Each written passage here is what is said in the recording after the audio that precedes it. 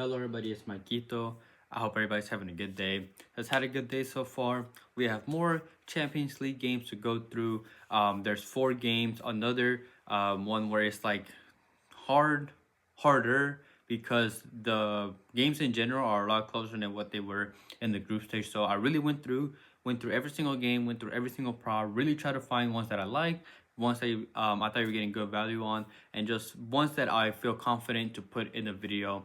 And as always, if I do have any added plays, they will be in the pinned comment either later tonight. I'll try to add some tomorrow, but I will be at work. So I'll try, but there's no guarantee. Don't quote me on that. If I do have any, they'll will probably be later tonight, maybe possibly tomorrow. But I have a couple that I did find that I like, so I'll get straight into them. And the first one is Tyrone Mings to go higher than 0.5 tackles playing at home for Aston Villa, going up against Club Brugge. In his last 5 starts, he's gone over in his last 4 out of 5.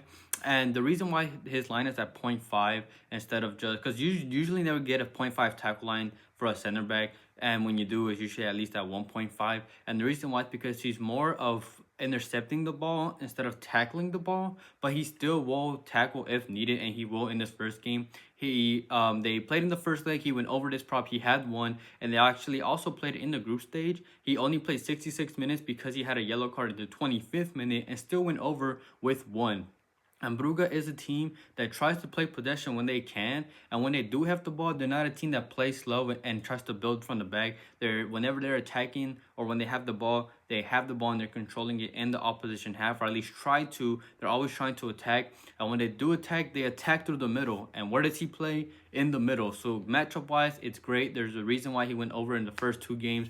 And besides, Club Brugge lost the first game at home 3-1. So now they're down by 2. So you can call them desperate. You can call them they're going to be more aggressive. But in general, just matchup-wise, he's going to have more opportunities. And Brugge needed attacks. So that's just more opportunities for him. And if you look at opposing center backs that Brugge have played in the Champions League, whether they play 2-back, 3-back, just the center backs, not the full backs, because that's what they attacked through the middle. They played Atalanta twice. They had 5 tackles and 8 tackles. They played Juventus. They had 5 tackles. They played Sporting. They had 4 tackles. They played Celtic. They had 3 tackles. So that just means he will have those opportunities. We just need him to get them. And at 0.5, I like the line. So I like Tyrone Mings to go higher than 0.5 tackles. And then the second player prop that I found that I like is Antoine Griezmann to go higher than 0.5 shots on target playing at home for Atletico Madrid, going up against Real Madrid.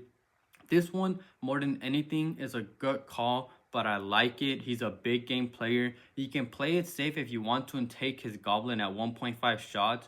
But for that to happen, he will need to take at least 2. And if he does, I'm pretty fairly confident that at least one of them will be on target. He went over in the first game, only took 1 shot, and that shot was on target. And with this season and last season, that usually a team plays each other twice a season. But with them, just ironically, Champions League, Cup games, and just in general, this season and last season, they have played each other 7 times. He's played in every single one of those games, and he's gone over in 5 out of those 7 games. So that's a good hit rate, and he scored in 3 of those because he usually plays really good when he plays Real Madrid, which is what I like. And just the way he plays, he's a long shot taker. In the league, he's taking 24 from inside the box and 12 from outside the box. In the Champions League, he's taken 13 from inside the box and 5 from outside the box. And he's versatile as well. Obviously, people, if you watch, you know that he shoots with his left, but he will shoot with his right. In the league, he's taking 28 with his left, 6 with his right. And in the Champions League, he's actually been more versatile, 11 with his left and 6 with his right. And he helps in the build-up play. He's like more like a false 9. He kind of drops back, helps in a build-up play. He's a good dribbler. He can hold the ball. Hence why he's able to take those long shots, because he helps in the build-up play. He will also take the free kicks if they get those. He will also take the penalties if he gets those, which would be easier shot on target opportunities for him as well. And they lost the first game 2-1 away from home. Now they're at home and they need to attack. They need to score. So that's just even better for us. Without even counting the matchups, they need to attack because they lost the first game. And Real have a good defense, sure, but one, like I said, it's a good call. But they still have, but 2, like I said, they have also still allowed in 5 away Champions League games, they have still gave opponents 15.6 shots, which is still relatively high, really high, honestly, especially for a team like Real Madrid. And if they take those shots, I'm fairly confident he will get those. You can call it a gut call, but just history-wise, matchup wise and just the way that they need to play. I expect him to be a very crucial part of that. So I like this play. I like Antoine Griezmann to go higher than 0.5 shots on target. Before I get into the money line plays, as always, if you guys please could just quickly like the video and comment whether you're just supporting the channel, putting emojis, just asking a question, doesn't matter what it is. I really would appreciate it if you guys did drop a like and commented as well. And if you're not subscribed, please subscribe, turn on notifications so you're notified when these videos are out. And if you want to get notified even earlier, get the videos out earlier, and support the channel just a little more, I do have the memberships linked in the description for those that want to join. Again, it is completely optional. It's not like I hide any extra picks. It's just if you want to get the videos out even earlier and support the channel as well. So I have all my links for everything else, whether it's the player props, money lines, everything else linked in the description. So I really want to thank anybody who supports me in any way. But I have two money line plays, and the first one is higher than 0.5 PSV goals for minus 130, playing away from home, going up against Arsenal. This one is more like a hear me out type of play. They did get destroyed in the first game, 7-1, but we took this exact same prop when they played at home, and I'm taking it again for multiple reasons. First of all, it's pretty much a given that Arsenal have gone through the first round, but that doesn't mean PSV isn't gonna just sit down and just take it. They will not give up, and the game will be a lot slower than in the first game. And Arsenal just played a full game with all their starters against Man U, and after this game, their next game is against Chelsea. So they just played a big game. After this game, they're gonna play another big game. So it's a pretty good chance they're gonna rest a lot of their starters and rotate players, which is good for PSV. PSV will not rotate players because at the end of the day, they're still gonna try and go out there and attack. And even if you look at just stat-wise what happened in the first game, PSV had 53% of the ball, Arsenal had 47. PSV had 12 shots, Arsenal had 15 shots. It just ultimately came down to Arsenal outplaying them. They still had opportunities, and now I expect them to have the same, if not more, opportunities with Arsenal either resting players or just being tired for playing those big games. And either way, in the last 8 games in all competitions, Arsenal have conceded in 6 out of those 8 games. And again, I just don't expect PSV to just give up. I expect them to get at least 1 goal. Technically, if they want to go through, they have to score 6, but that's not happening. But I expect them to at least score 1. They will get the opportunities. This is another one where you can call it a good call if you want to, but you're getting good value here, and I like it. So like higher than 0.5 PSV goals for minus 130 going up against Arsenal. And then the second play that I found that I like is in the second division in the championship, and that's the Portsmouth money line going up against Plymouth for minus 160. Plymouth are last place for a reason and are by far the worst away team.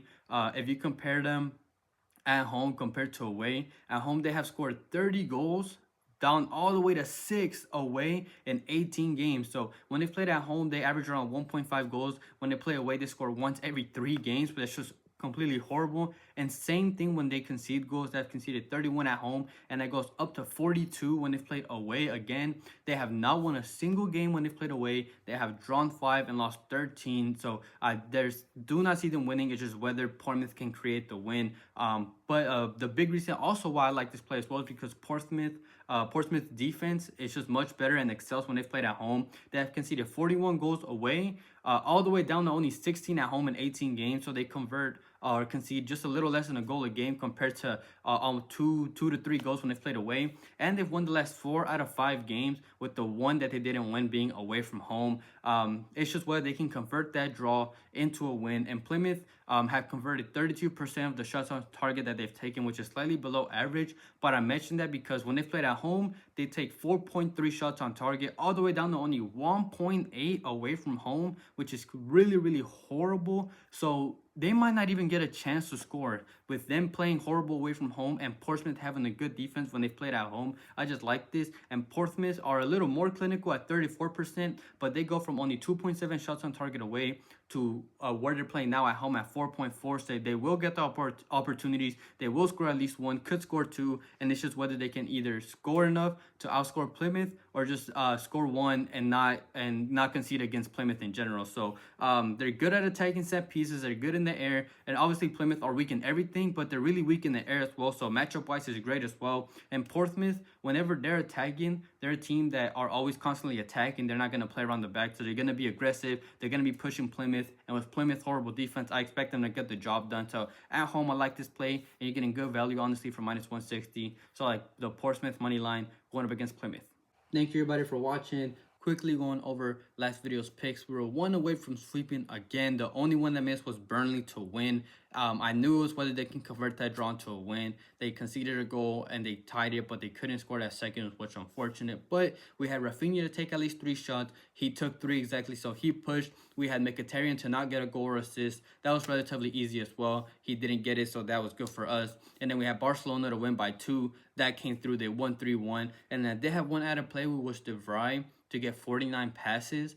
But I checked the lineups before the game started, and 30 minutes before the game started, he was in the starting lineup. And I don't know what happened, if he got injured or I don't know what happened, but he got taken out the lineup right before the game started and he didn't play, so that one DNP'd. But hey, I've always said a DNP is better than losing it, so we were only one away from sweeping the full day. We still had a good day, and hopefully we can carry on this great run that we've had over the last week or 2 weeks into going into tomorrow. And like I mentioned, if I do have any added plays, they will be in the pinned comment. And I also do have my Discord linked in the description. Not a premium, completely free. I do not sell a premium. I don't hide any picks. They're all in this video. It's just for those that want to talk about their plays, other plays, talk during the games, talk about other sports. Just a good community I'm trying to build over there. So you're more than welcome to join in the description. But other than that, I hope everybody has a good night, a good day, and we can cash out tomorrow.